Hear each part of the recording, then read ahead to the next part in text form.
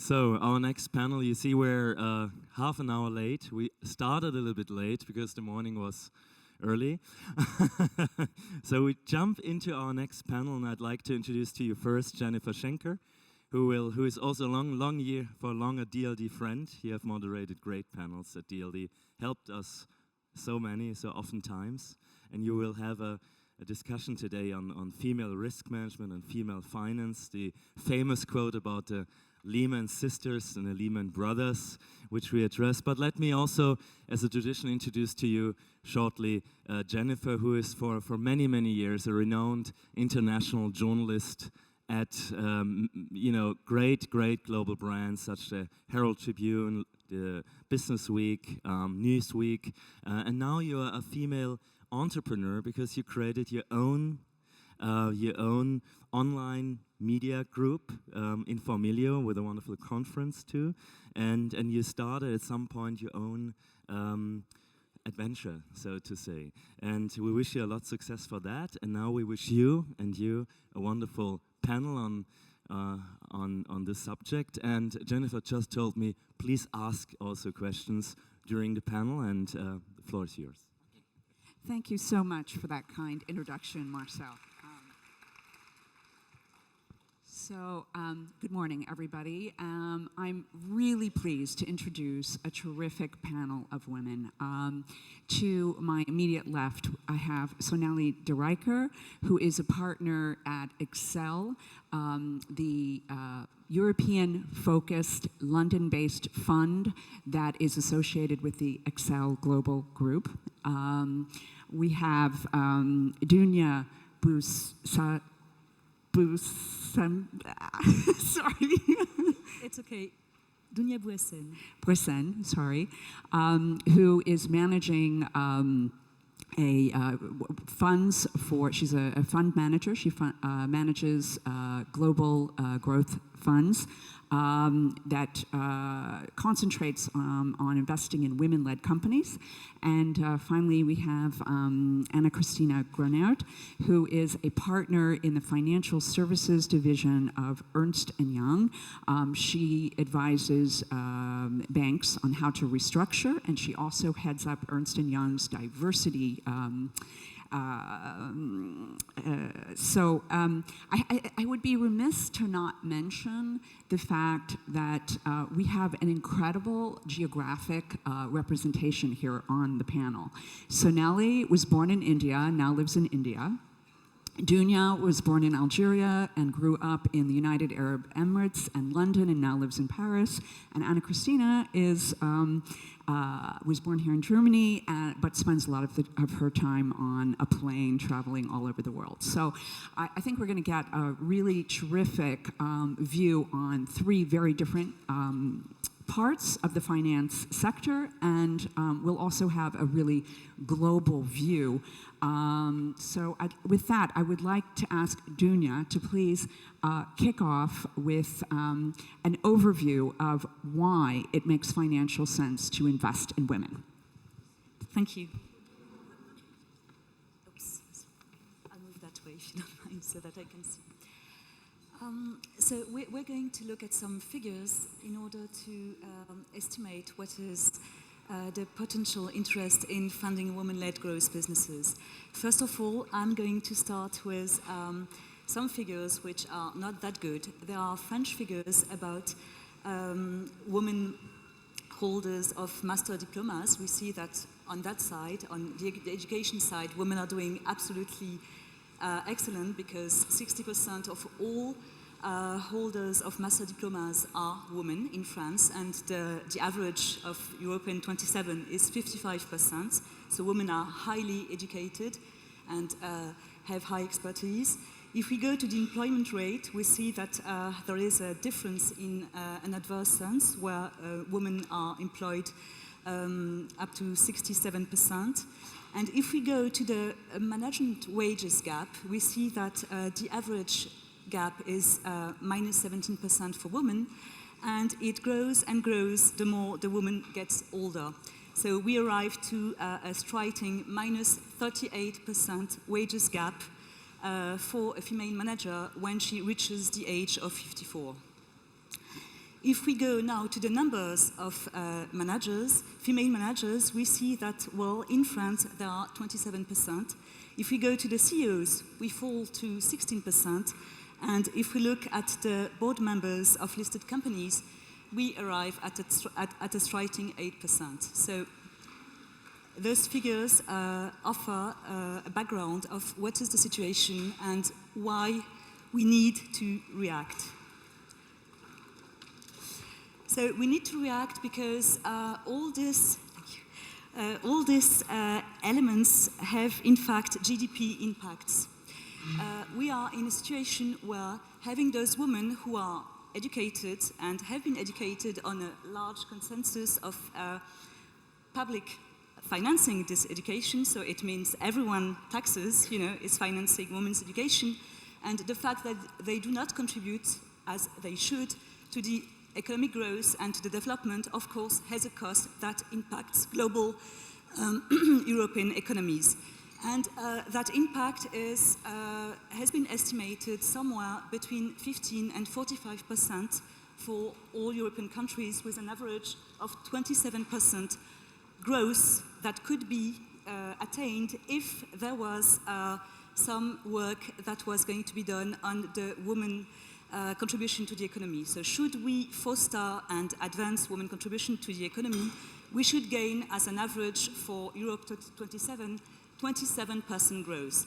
And I'm not sure that we have that many other levels of growth in Europe. So are we really in a situation where we can say, no, let's maintain the situation as it is?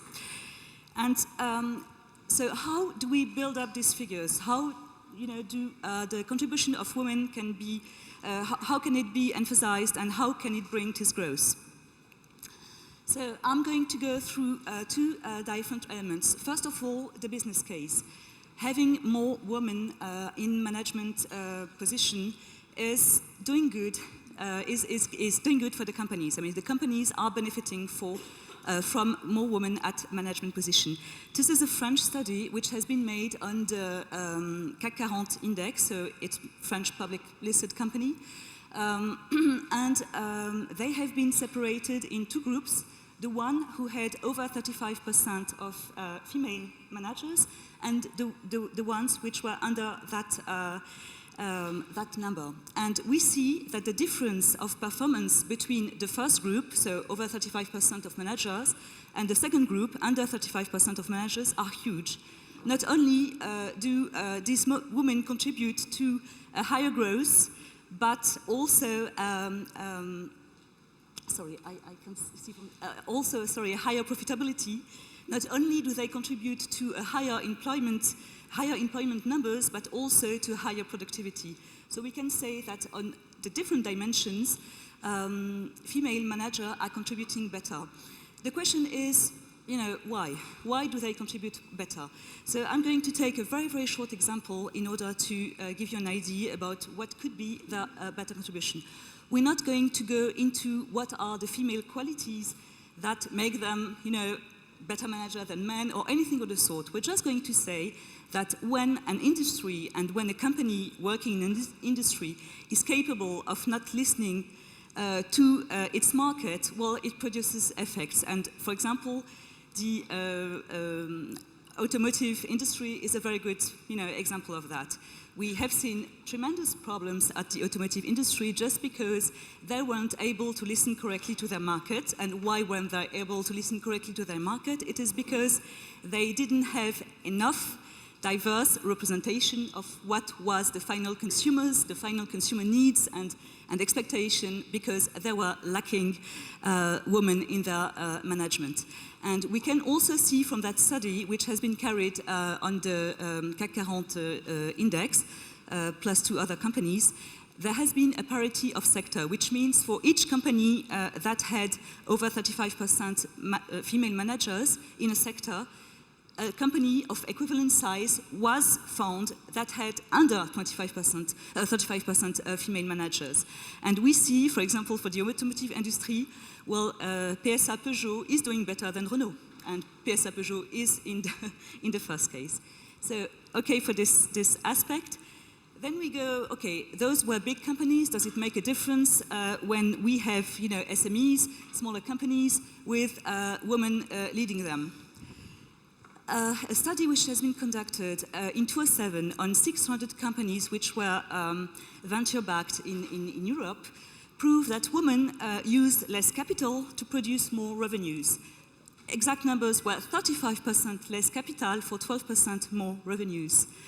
So this is the second aspect of the business case. So business case means that, okay, having more women is going to do good to partially to a sector, to an industry, to a company. What about the economic case? In here, this is a global study which has been made in the United States and has been conducted over 10 years on what were the exact contribution of female managers to the employment and the hiring of other female managers and to their remuneration, where they're actually helping more women to get on executive position and where they're remunerating them better than men were doing. Well, we see that, yes, they do.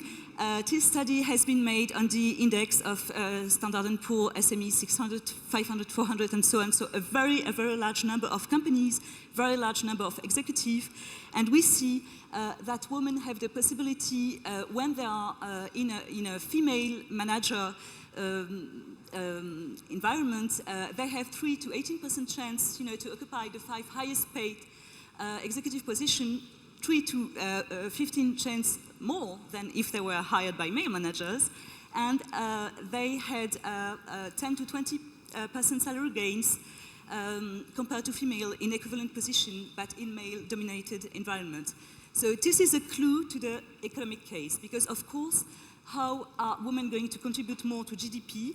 By having higher position, by getting more money, by reducing the wage gap, and also by getting able to get an executive position and contributing to the company growth. So funding and giving money to women-led growth companies is another way of enabling more revenues, more jobs, more innovation, and that, of course, is all of this, is having effects on the GDP. Thank you so much, June. So, as you can see, we have hard numbers, we have hard evidence that putting women in management positions and funding women-led companies has an impact on the bottom line of companies. It has the impact on investor returns. It has an impact on GDP. So let me jump now, because I want to get into a fluid conversation with the panelists. Let me jump now to Ana-Cristina. Now, some people go as far as saying that if we had had more women in the management of banks and more diversity in financial services, that the current global economic crisis would have never come about. I don't know if you agree with that, but let me ask you, what do you feel like as a female manager in the financial services business, what do you bring to the table to your clients that your male colleagues maybe don't? This question, would there be a financial crisis if there, we quoted it this morning, if we had Lehman Sisters. I don't like that quote anymore. And I really have to admit that I can't even hear it anymore, because I think this is not the message we should send out. The message is probably, would there be Lehman family, then we wouldn't have had the financial crisis. So it's about leadership skill set, and as you mentioned, it's diversity. So the problem, I think, is that we don't listen to each other carefully, and that we don't listen to who is talking to me. And this is part of leadership skills. We had it yesterday, like social human capital and communication skills of females. So if you ask me, what do you bring to the table, it is, of course, this aspect. So in my daily business, going to the banks, it's like you see a lot of lonesome people making decisions. So it's very important for us in this business case to bring other skill sets to the table and make them discuss and deeply discuss the risks involved. So if we talk about investment and risk management, we really have to look from different perspectives. And there's not one set of diversity for one problem.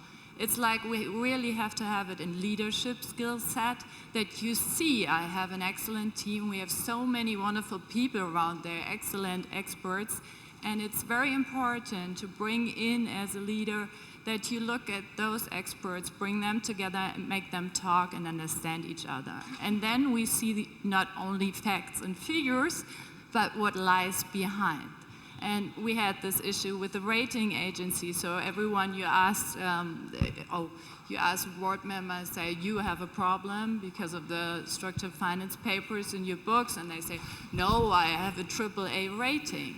So this is just one view at the thing, and it was a wrong view because they didn't look behind it. And they had tons of people in their banks who knew the risks, the risk analysts in the loan books, but they weren't communicating. So I think this is the aspect we have to bring to the table. And if it's female, yes, but I do like to argue with my male colleagues, even though probably they, from time to time, say, now she gets difficult again because she's asking that question again and over again.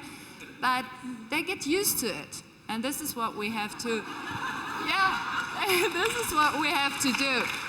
We have to make them getting used to it and do it together so we change something. Okay, so I want to ask, because all three of you are in traditionally male-dominated areas.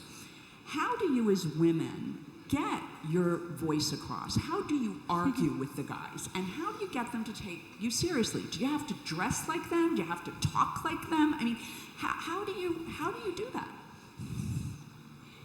Thankfully, we don't have to dress like them. Because in Silicon Valley, we have really tatty jeans and open shirts, and I don't think that'll go down very well in London. You know, it's a great question. I'm in an industry where it's about startups and risk and about, you know, belief. And thankfully, it's an industry where actually emotional intelligence matters as much. So the EQ matters as much, if not more, than the IQ. And so, you know, you sort of stack the odds on your side for success if you have that emotional intelligence.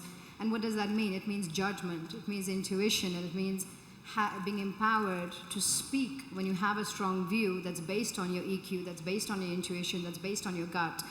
And it's fantastic because men just don't have it around people, around situations, around market, or if they have it less. So, you know, I actually think in my industry, it increases your chance of success because it's so much about the softer stuff that when you are able to speak, and that's not always that often, but when you are, you may end up in a better place. Okay, so what were the special challenges that each of you feel like, you know, why did you go into these male-dominated fields, and what were the special challenges that you feel like you had to overcome, and how did you do it? Just go ahead. Okay. I did go there because I thought it was necessary, and I thought I was going to reap the fruits of this necessity because no one actually did that prior to us in Europe. So we thought that we were going to get a kind of, you know, some added value because we started first, and we were able to look at examples that, because thank God some examples do exist in other parts of the world, and I'm thinking of North America, USA, Canada, but also Australia, New Zealand. South Africa has pretty good examples of what we're trying to achieve here with funds, you know, investing in women-led growth companies. And we did that in partnering logic. We did that, so we are two co-founders, a male and a female.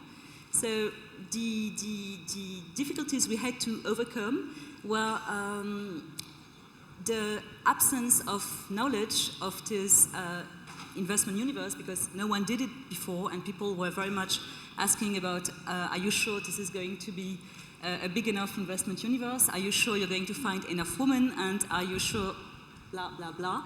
And so from that, we enter with, of course, sound documentation, and we are trying to raise awareness with the different examples that we are bringing. And the fact that we are a fund that is saying there is an economic and financial rationale to this, and at the same time there is a societal, it's a win-win kind of thing where you do not have to lower your societal expectation to make money, and you don't have to lower your financial expectation to meet the societal expectation or requirements that you have. So we had to deal with this, and what we are trying to do is really going, for example, when we have a very adverse kind of, environment around us, we are playing on the different biases. So we are distributing roles between the two co-founding partners in order to address the biases that are opposed to us. And this is very much a question of being very attentive and sensing what you are confronting and trying to not be naive about what is going on. Yes, I think what's really important here is for those of you who don't know, so Dunya is managing several different funds that give money to growth companies based anywhere in Europe that are led by women. But what she mentioned to me before the panel is that a number of women tried to create these funds with all women involved, and they couldn't get off the ground. And so what happened here was that basically she's formed an alliance with Brian Garnier, and so she's working with men to do funds that are focused on women, and that duo, that alliance, has worked quite effectively. Ana-Cristina, do you want to? No, you just asked us how do you cope with the situation being in a male-dominated world. I think someone yesterday, probably was Antonella, said, we are learning day by day, and we are open to learn, and we are listening, and we learn the rule set. But I have to admit that I have to learn it daily again. So if I come into a new situation, I look at the people where they come from and what rules they have. And then, exactly as you say, we play together, so interact. As soon as you find on the other side of the room, it could be cultural interaction, so it doesn't have to be male and female, but most of the times it's male and female. It's you have to learn how to communicate with them. And they, again, have to learn it the other way around as well. So someone yesterday night here said, I'm almost the only male here, and my only answer was, this is how I usually feel when I go to a partner meeting. So get used to it. So, I mean, it's just mix it now. Yes, absolutely. I was just going to say how wonderful it is to be in this room. I just want to take a second and think, I have not been in a room like this for 10 years while I've been at least in venture capital. It's fantastic. I just want to relish it. If I think back as to why I'm here today and how I did it and how did I overcome the challenge, I think it was all about focus and hard work, which is not great actually. And the reason that's the case is because men just don't give women the benefit of the doubt. You have to earn every bit of what you achieve. The self-belief is really what I've seen women who have strong self-belief and confidence, pretty much they've earned it. And there are a hell of a lot of men who have a lot of self-belief, some of which who I think haven't earned it as much. And I think, you have to earn every bit of the respect, and it means there's a lot of hard work, there's a lot of determination, and there's a hell of a lot of focus, because the credibility is critical in anything you do, and especially being on the investor side of things. So, is that the greatest lesson? Work very hard and be very focused? No, that's a bit boring. But that's how I did it and how I continue to do it, frankly. No, but let me add something. I mean, we have a room full of women who learned that and are daily learning. So we are the ones starting a change now in this business case. And this is why we are sitting here together. I mean, we were thinking about what can we do. And we gathered a lot of fantastic female entrepreneurs and leadership skill sets in this room. So it's just about time to just not say what we learned, everyone else in the chain below of us has to learn also. But why don't we network and start helping them, having it a little easier because we combine our forces here. Yes.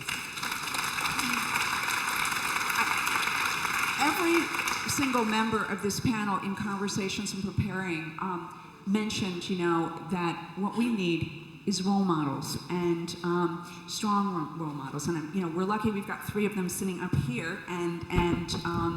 So one of the things I'm hoping we can get out of this session is, what can women in the audience learn from you?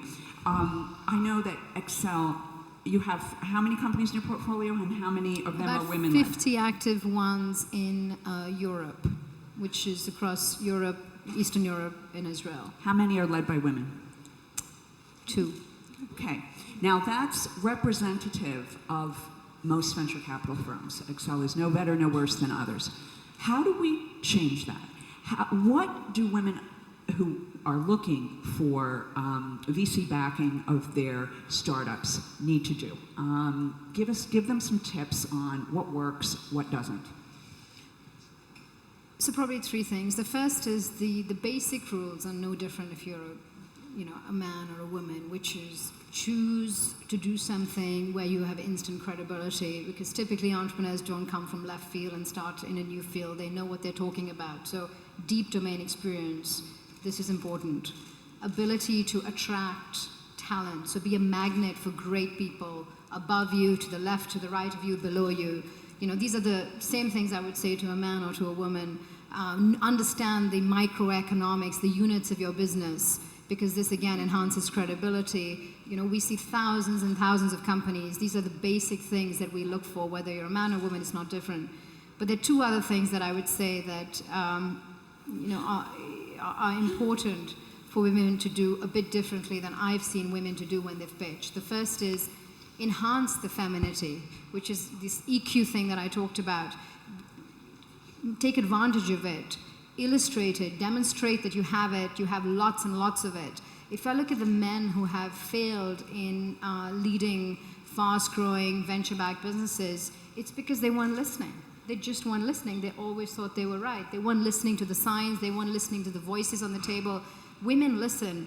And if you can demonstrate that you're going to do that, you're going to take feedback. Of course you believe in yourself, but you're going to listen. That's going to really improve the confidence that we have in you in order to back you, that in order to think that we will succeed in this 10-year journey, which is really kind of what we do. We back companies for 10 years. So I think listening and showing that EQ in a demonstrable way is one way to do it.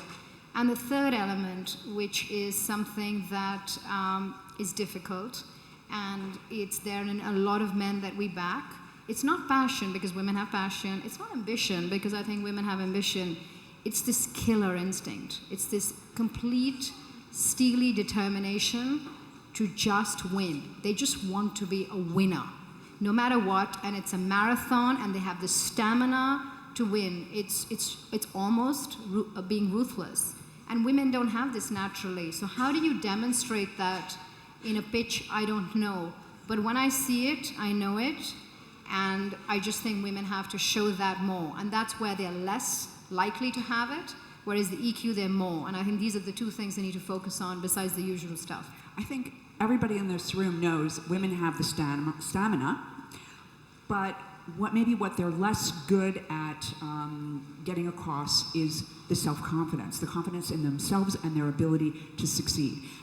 Recently, I spoke with the woman head of the Swedish Venture Capital Association, and she said that she sees that, as a generalization, that men tend to ask for twice the amount of money that they need, knowing they're going to get half from the venture capitalists. Women ask for exactly what they need and end up with half so that they can't build their business properly.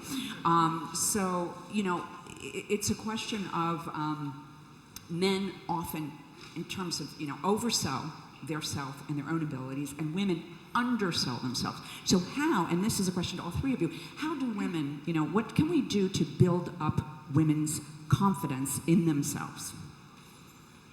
Again, I don't like that comparison too much, because we have a room full of women who want it and who know how to state it and to talk about it. So probably it's difficult because you go in a male discussion most of the time. So what we shouldn't do is simulate this male skill set, but make them listen to what we are saying. So when I say something, I mean 100%, I mean 100%. And the other one said, okay, if they say 200%, they mean 100. So learn again from each other, but don't like try to argue like the female is not self-confident enough. It's like the environment is difficult, it's a dominant model, but the skill set is perfect. So we just help to change this dominant model and not the women as it is. That's true. Yes, and for this, and I think everyone will agree, is the necessity is to build and develop a sound network, business network, because it is there that you hear about opportunities, it is there that you are going to choose, the co-workers, the team you're going to build, it is there that you are going to get information about, how a thing is going to change an industry. And you have to have that. And women are actually lacking that very much. They are lacking that, and we can see that in different ways. They do not have those business networks around them. They do not cultivate them enough, because running between different agendas means when you leave work, you go back to whatever you have to do personal, but you don't mingle the personal aspect of your life with your business one. And you have to find a way to do that, because otherwise you're just not going to have enough time in a day to answer all the demands that your professional life is, putting in front of you, and at the same time developing a network. So that is something very, very important, and we believe in the job we are doing into investing into those companies, that one thing that we have to do is make this network, create this business and industry experts network, because it is that is going to make a true difference in the development of the companies. Because first of all, if you don't have that, capital funds and trust funds and so on are not going to hear from you, because it is a way for a fund to get information on what are the companies, interesting one.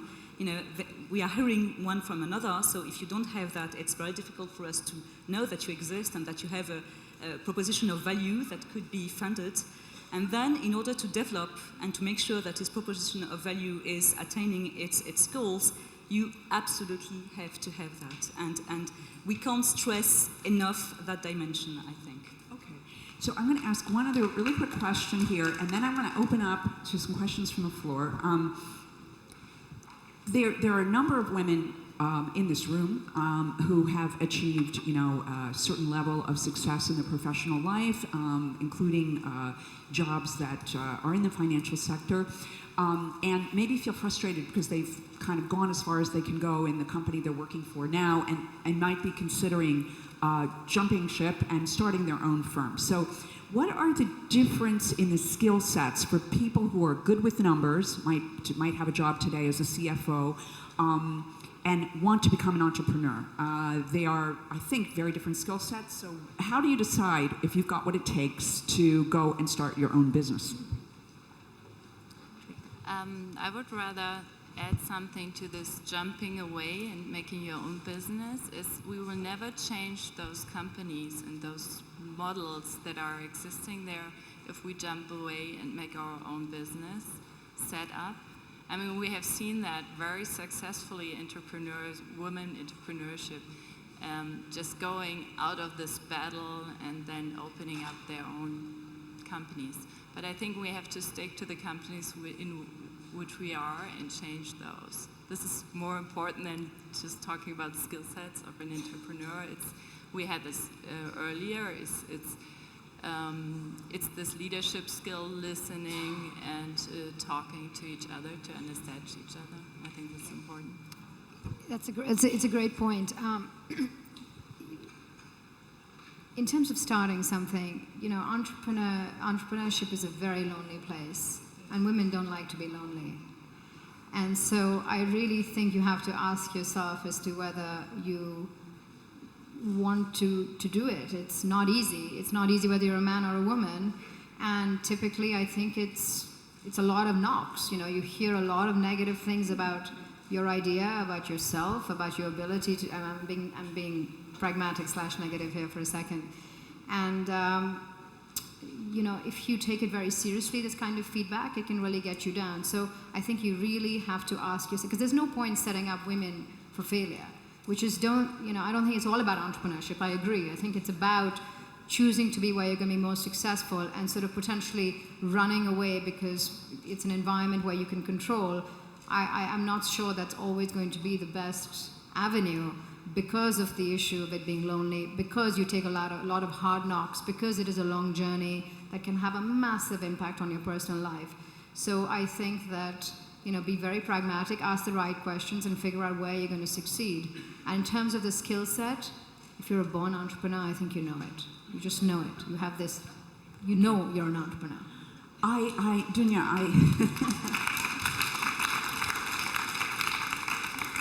I forgot to mention a really important thing. So not only are you running these funds that invest in women-led companies, but you're also creating a network that will help women to invest in women-led companies. And so that's another important element of, helping to change things. So if you could just give us 30-second overview of what you're trying to do there.